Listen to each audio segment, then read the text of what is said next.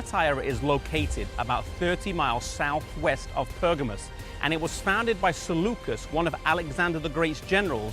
As there are no natural fortifications in the area, it was built to protect the northern defenses and thus came into being as a garrison city. It was not a naturally strong city and did not have the look of a fortress, and it has been captured, rebuilt, and destroyed many times. In later years, its manufacturing industries will come to prominence, being brass and bronze instruments. These industries were known for their guilds or trade unions, a situation of work that made it very difficult to be a Christian.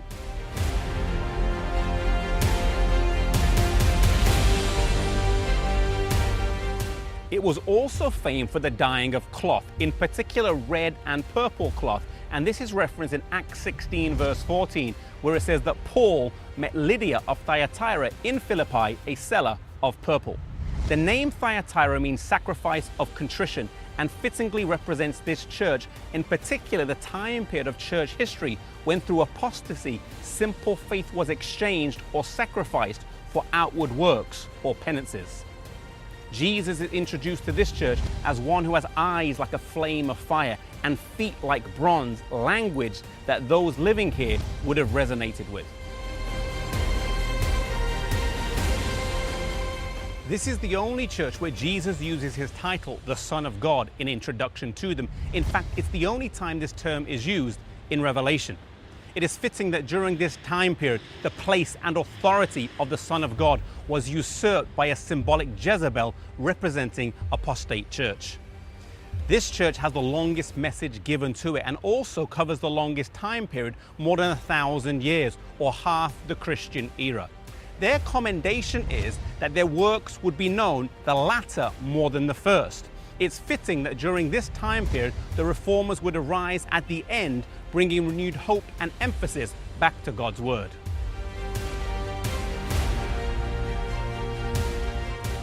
This church receives the most definite rebuke of all the churches, and the reference to Queen Jezebel is particularly significant.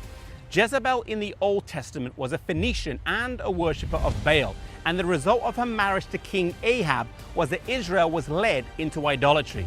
It was during the reign of King Ahab and his marriage to Jezebel where the land had a drought for 3.5 years. This is a type of the time when paganism would come into the church and the head of the state would be controlled by the head of the church, just like King Ahab, the head of the state, was controlled by his wife, the prophetess. Any time in history where church and state have united, it has led to internal corruption and outward persecution.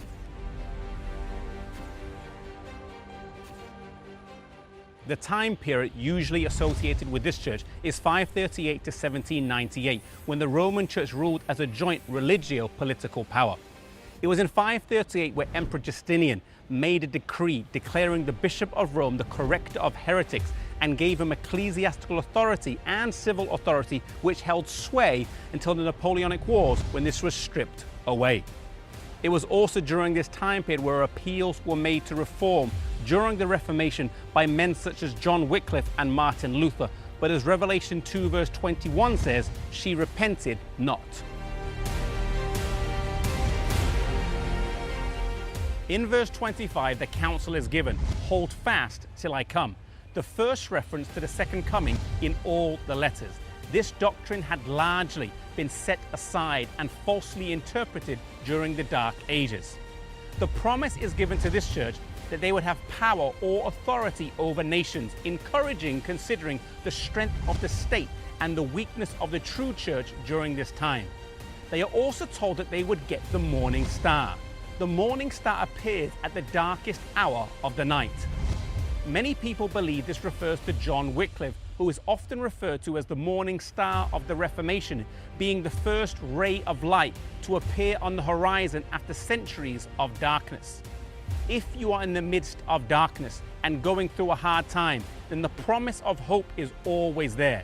It is at the times of deepest discouragement when divine help is nearest. If you have wandered far from God or sunk into apostasy, then know you can always reach out to Him and renew your relationship with Him.